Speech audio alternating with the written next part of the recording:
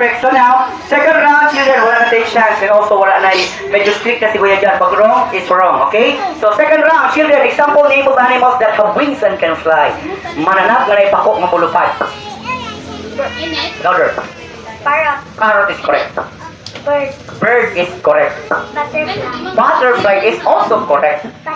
Pati. Very good. Pati. Eagle is correct. Bird. Gas yun ang bird. Another one.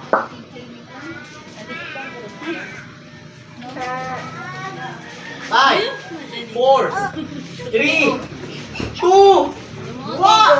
I'm so sorry, ate. One down. Ikaw, animals nga may pako ng muluban.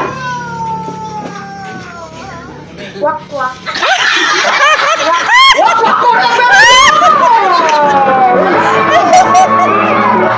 Uy, animals that have wings and can fly.